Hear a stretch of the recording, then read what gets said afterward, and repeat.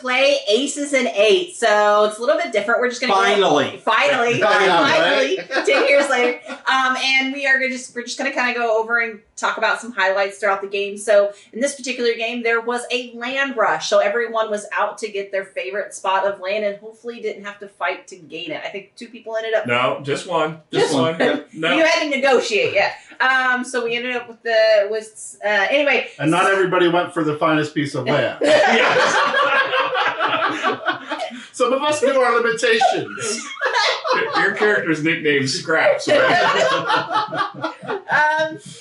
So anyway, they went, and what did you guys think about what you were trying to get? Like, I know you were thinking about just what can I not have to fight? How can I survive this land rush situation and come up with land? Well, I will take the worst piece of land, the first worst piece of land I can come upon, and nobody else is going to want it, and I'm going to be fine. Yeah, you got it unquestioned. I mean, nobody contested it at all. No.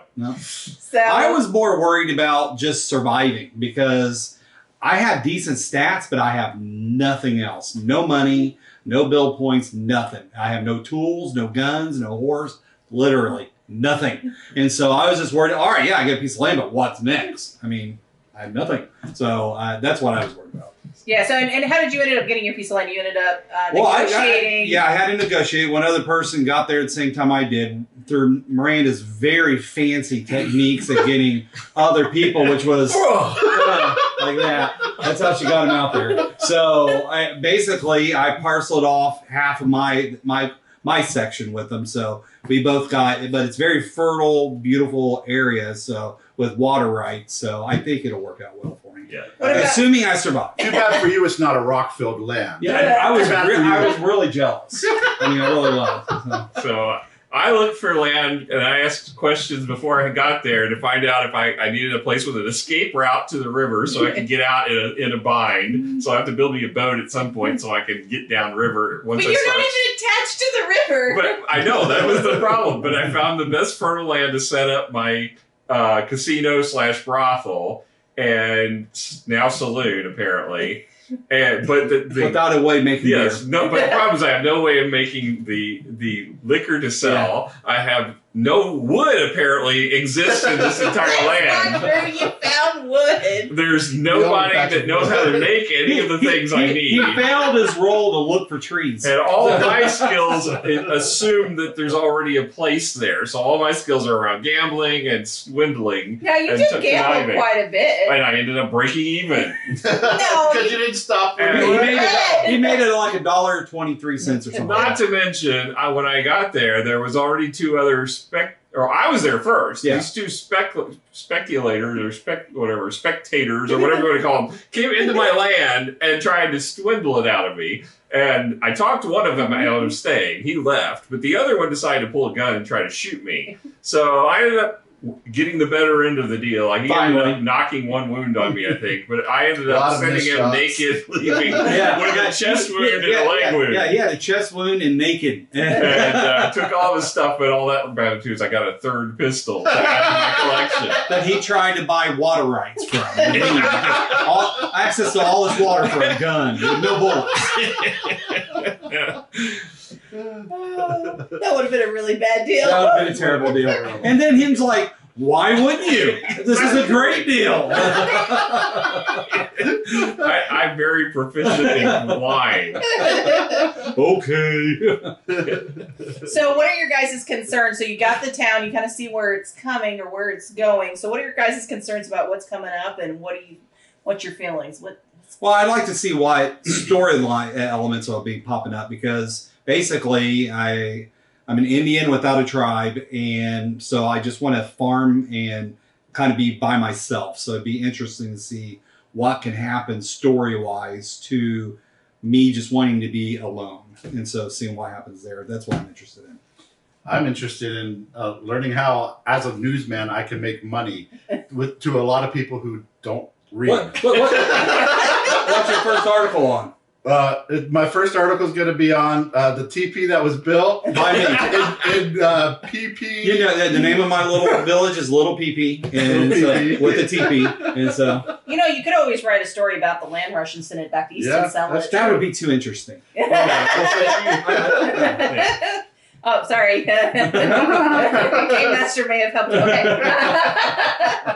What about you, Randy? What are you kind of looking excited to see? What are things you're worried about it? I want my character to achieve their goal of getting in the sack with someone. That's the main thing. I think you would want to maybe win at a card game. Well, no, I thought that'd be a good short-term goal. In order to get the build points that I got, I had to take on a whole bunch of negative traits. So I've got an addiction to gambling, an addiction to the naughty stuff. So you can't even stop. He can't stop gambling. No. And I had to buy a character, and I had to buy all the most expensive clothing because I was a dandy. So I had to buy like everything that I was super. He literally spent like most of his. He had like over $800. I bought a ring for no reason, and I had the biggest diamond on it, and I had to reduce it because I needed to buy a horse. That didn't show up on your page.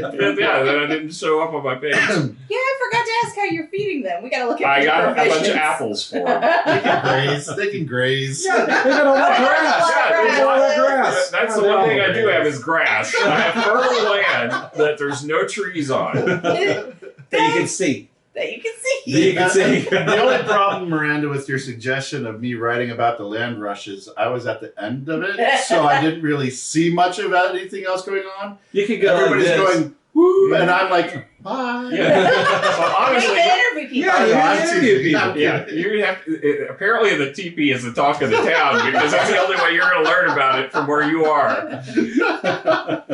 Well, I mean, to be fair, he worked very hard on this. I really did. You did. I did. I worked really hard.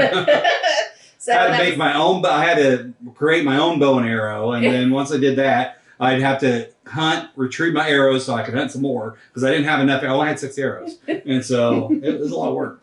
Yep. So overall, what do you think the most funniest comment was this go around? Well, I don't know if we can say on air. Well, I don't know. I mean, Remington losing all of his money. That was pretty good. Oh my gosh, rolling 100. Going to Remington's for a steal because his character's name is Remington Steele. That's going to be one of my ad points is go to Remington's for a steal. Your steel's a little tarnished. All right, well, I think we had a lot of fun today, and hopefully we'll catch you guys the next time we play this. So this is Aces and Eights. It's a very similar system to Hackmaster, in the fact that it is very, very brutal and detailed-oriented. So, you